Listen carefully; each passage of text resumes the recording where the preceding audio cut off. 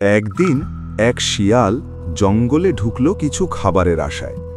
সারা দিন কিছুই খায়নি সে। পেটের ভেতরটা মোচড় দিচ্ছে ক্ষুধায়। শিয়াল নিজের সাথে কথা বলল, আহা, আজ যদি একটু মাংস কিংবা ফল পেতাম। এইভাবে আর কতক্ষণ চলবে? জঙ্গলের ভেতর একটু এগোতেই সে দেখল একটা গাছের নিচে খরগোশ বসে আছে। শিয়াল মনে মনে ভাবল, এই তো সুযোগ, কিন্তু সরাসরি ঝাঁপ দিলে পালিয়ে যাবে। একটু বুদ্ধি খাটাতে হবে। সে মিষ্টি গলায় বলল। এই খরগোশ ভাই, কেমন আছো? খরগোশ অবাক হয়ে বলল, তুমি আমাকে ভাই বলছো? আজ সূর্য পশ্চিমে উঠেছে নাকি? শিয়াল হেসে বলল, না না, আমি বদলে গেছি। এখন আর কাউকে কষ্ট দিই না।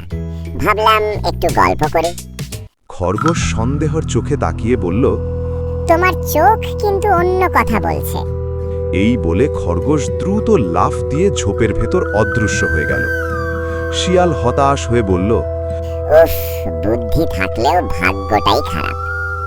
আরও একটু এগিয়ে সে দেখল এক বৃদ্ধ হরিণ পানির ধারে দাঁড়িয়ে আছে। শিয়াল ভাবল, এবার হয়তো সুযোগ মিলতে পারে। সে ধীরে ধীরে এগিয়ে গিয়ে বলল, হরিণ কাকা, তোমাকে খুব ক্লান্ত লাগছে। আমি কি তোমার পাহারা দেব? হরিণ শান্ত গলায় বলল। তুমি পাহারা দেবে না সুযোগ খুঁজবে? শিয়াল চুপ করে গেল। হরিণ আবার বলল, শোনো শিয়াল, ক্ষুধা সবারই লাগে, কিন্তু ছলনা করে খাবার জোটানো ঠিক নয়। শিয়াল একটু লজ্জা পেয়ে বলল, তাহলে আমি কি করব? হরিণ বলল, জঙ্গলে ফল আছে, পোকামাকড় আছে, চেষ্টা করো সৎ পথে কিছু খুঁজে নিতে।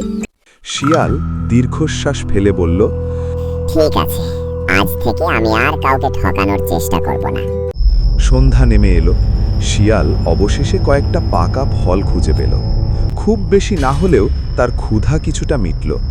সে আকাশের দিকে তাকিয়ে বলল, আজ বুঝলাম, শুধু চালাকি নয়, সৎ পথেই আসল শান্তি। জঙ্গলের বাতাস যেন তার কথায় সায় দিল। শিয়াল ধীরে ধীরে নিজের গর্তের দিকে ফিরে গেল, মনে এক নতুন উপলব্ধি নিয়ে।